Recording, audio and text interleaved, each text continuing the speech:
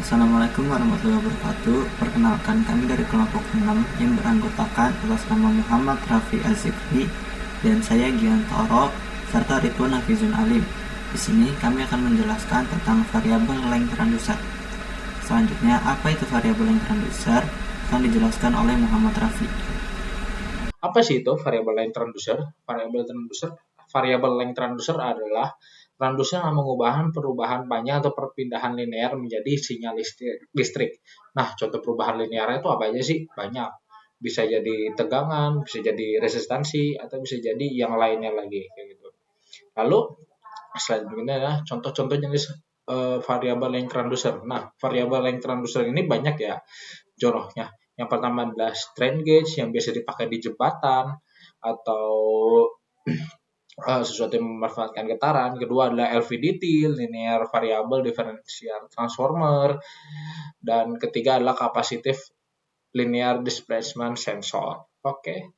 Untuk slide berikutnya akan dilanjutkan oleh teman saya yang berupa Gian. Silakan dilanjutkan. Terima kasih.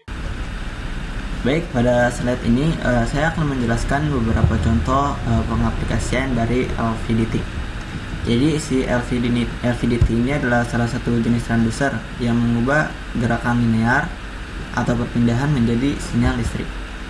Prinsip kerjanya itu didasarkan pada induksi elektromagnetik. Contohnya itu di sini ada mesin CNC atau komputer numerical control. Ini gambar mesin contohnya ya.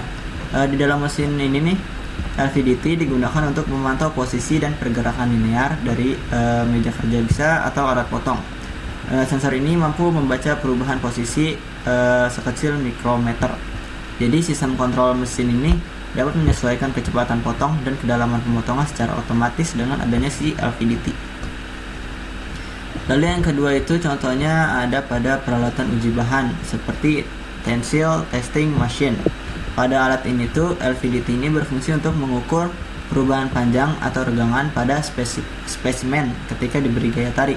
Jadi saat bahan ditarik, panjangnya itu berubah sangat kecil dan perubahan kecil ini dideteksi oleh LVDT dalam bentuk tegangan listrik. Contoh yang ketiga itu ada di dalam suspensi kendaraan. LVDT ini juga banyak ya digunakan pada sistem suspensi kendaraan.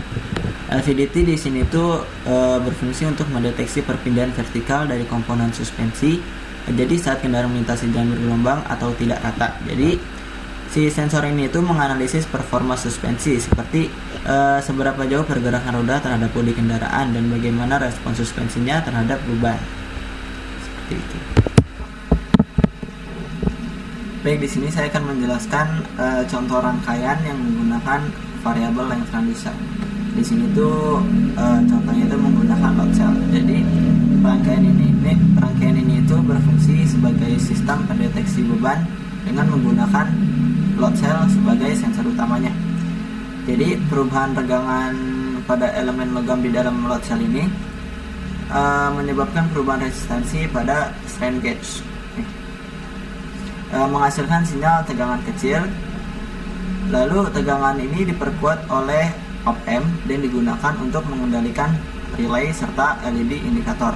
Ketika beban melebihi ambang batas yang diatur oleh potensio ya, relay ini akan aktif dan LED merah menyala sebagai tanda beban terdeteksi. Baik, di sini ada penjelasan rangkaian yang sebelumnya ya, contoh rangkaian menggunakan variabel length transducer.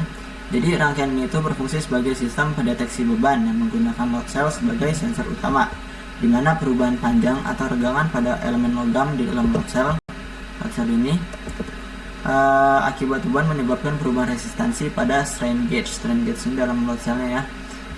Menghasilkan sinyal listrik bertegangan sangat kecil atau millivolt. Tegangan ini kemudian diperkuat oleh op-amp agar cukup besar untuk mengendalikan relay yang bekerja sebagai saklar otomatis.